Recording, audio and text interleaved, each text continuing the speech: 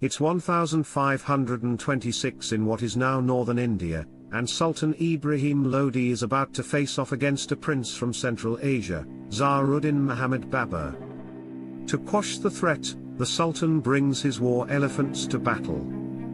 But it's said that the explosions of Babur's cannons and muskets startled the elephants and they trampled the Sultan's own army. Babur had long harbored ambitions of building his own empire. Though he was descended from some of the world's most successful conquerors, he struggled to gain a foothold among the many ambitious princes in Central Asia.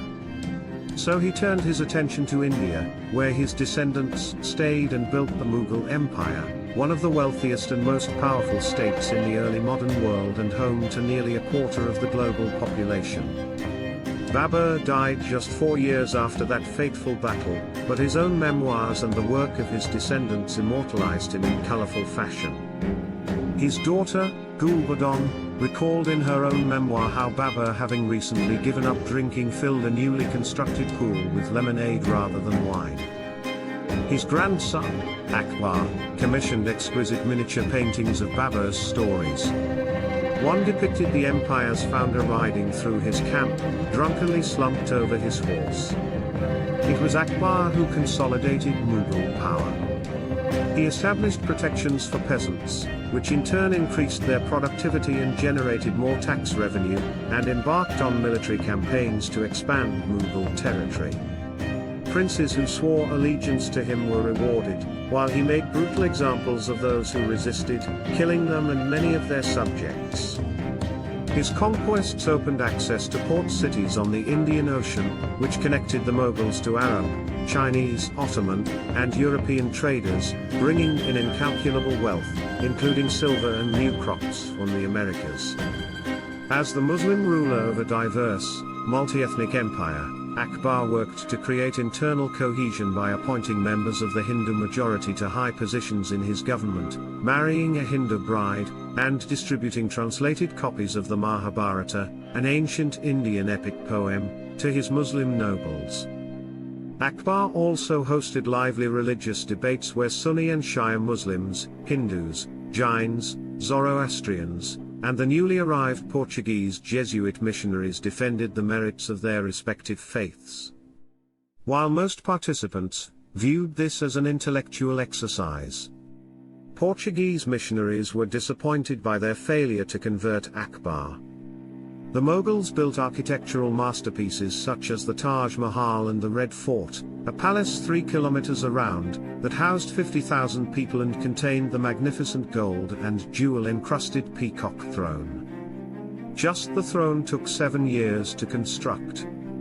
During its first 180 years, the Mughals had only 6 rulers, which contributed to the empire's stability.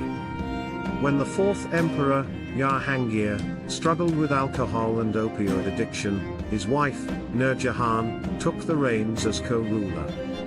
When a traitorous general captured her husband in an attempted coup, she negotiated his release and rallied the army to stop the rebellion.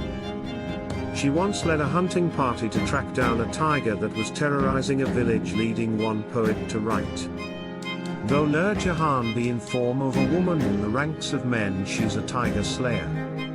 Following the death of the 6th emperor, Aurangzeb, in 1707, 7 emperors took the throne over the next 21 years. These frequent transitions of power reflected the larger political, economic, social, and environmental crises that plagued the empire throughout the 18th century. In response to this turmoil, regional leaders started refusing to pay taxes and broke away from Mughal control. The British East India Company offered military support to these regional rulers, which in turn increased the company's political influence, enabling it to eventually take direct control of Bengal, one of the wealthiest regions in India. By the 19th century, the East India Company had massive political influence and a large standing army, which included Indian troops. When these troops revolted in 1857, aiming to force out the British and restore Mughal influence, the British government intervened, replacing company rule with direct colonial rule, deposing the last Mughal emperor and sending him into exile. And so, over 3 centuries after its founding, the Mughal Empire came to an end. Well, that's a topic for another video. Till then, please subscribe to the Learning Tribe and click the bell icon to get notified about our upcoming videos.